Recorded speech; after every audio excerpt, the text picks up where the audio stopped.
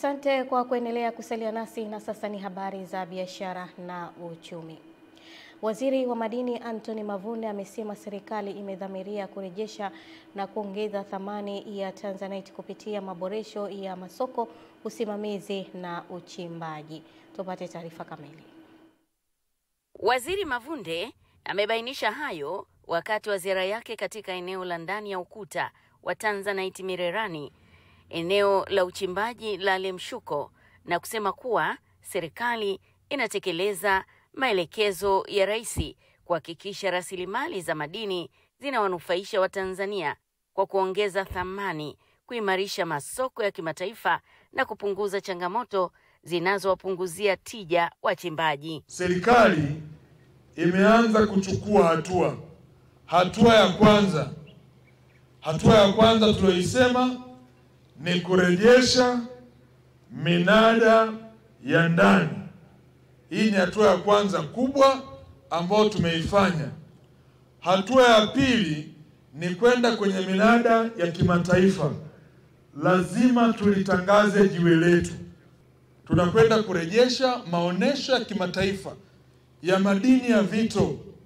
Viongozi wa vyama vya wachimbaji wakiwemo Marema, Tamida na Chamata wamewasilisha changamoto mbalimbali zikiwemo gharama za umeme, taratibu za kuingia na kutoka migodini na masuala ya tozo zinazokwamisha biashara ya Tanzanite.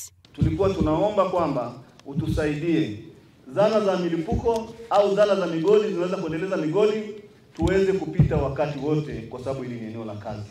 Watu wetu wamepelekewa barua zenye kodi kubwa sana, na namna ya kukagua zile kodi inaleta utata mkubwa sana. Sasa kumekuwa na kilio kikubwa, nikawa na kuomba sasa Mheshimiwa Waziri kwa kupitia kwa RMOs, basi utukutanishe sisi na watu wa Wizara ya Fedha. Ikupendeze tufanye mipango kutoka kwako kwenda kwenye mabenki na sisi tuweze kukopesheka moja kwa moja kwenye biashara ya madini, kwa sababu kuna watu wanakopesheka lakini wakati mwingine wanadanganya, anasema na kazi hii na kazi hii, lakini pesa ile anaipeleka kwenye biashara ya madini. Katika hatua ya kuwawezesha wachimbaji wadogo haswa vijana, Waziri Mavunde amegawa leseni zaidi ya 20, ambapo pia ameipongeza kampuni ya Franon kwa kukubali kujenga zahanati ndani ya ukuta kama sehemu ya kurudisha faida kwa jamii. Jamila Omar, Channel 10, Mirerani, Manyara.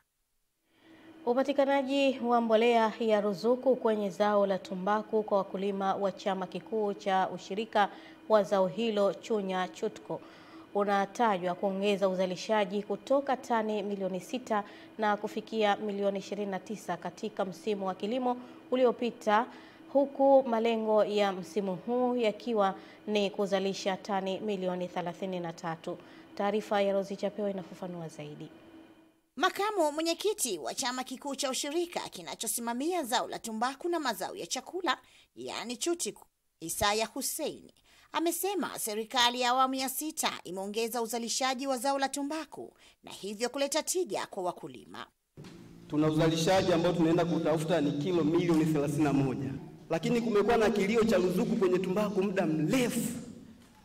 Lakini mama akajibu kwamba nimesikia kilio chetu. Jamani, mpaka tusikie sauti yake. Haya yote ambayo tunajivunia na tunatembea kifua mbele ni kazi ya mama. Wastani wa ununuzi wa zao la tumbaku ilikuwa $1.6. Leo hii mwaka 2025, achilia mbali makampuni kuongezeka, lakini tumbaku yetu tunanunuliwa kwa wastani wa $2.1. Kutokana na kuongezeka kwa uzalishaji wa zao la tumbaku, chama cha msingi cha Mtanila katika wilaya ya Chunya mkoani Mbeya kimenunua gari lenye thamani ya shilingi milioni 120 kutokana na mapato yake ya ndani ili kurahisisha utendaji wa kazi wa shughuli za chama na wakulima, huku chama kikuu kikabidhi mashine ya kudurufu kwa shule ya sekondari Mtande na vitanda kwa shule ya sekondari Mtanila. Kupitia mapato yake ya ndani, sasa bodi imetumia kiasi cha shilingi milioni 7,600,000 kutekeleza msingi huo kama ilivyoazimiwa. Msimu wa kilimo wa mwaka 2023-24 imezalisha jumla ya kilo 1,542,608.44. Ili uweze kufikia yale malengo ya uzalishaji, lazima uwe na vitendea kazi. na moja kati ya vitendea kazi muhimu ni ile gari ambalo leo limefanya nini, limekabidhiwa pamoja na trekta. Mkuu wa wilaya ya Chunya Mbarak Alhaji Batenga amekabidhi vitendea kazi hivi na kuwataka wakulima kuacha tabia ya kutorosha tumbaku.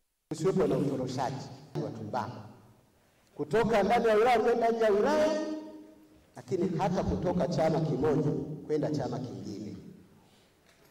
Kila mtu auze tumbaku kule ambako ndiko alikosajiliwa kwenye chama chake, na haribu hata malengo ya vyama. Kutoka Chunya mkoani Mbeya, mimi ni Rozi Chapewa wa Channel 10. Shukrani sana Rozi Chapewa kwa taarifa hiyo, na taarifa yake inahitimisha taarifa za biashara na uchumi. Eden Bahati atakuwa hapa kwa habari za michezo na burudani.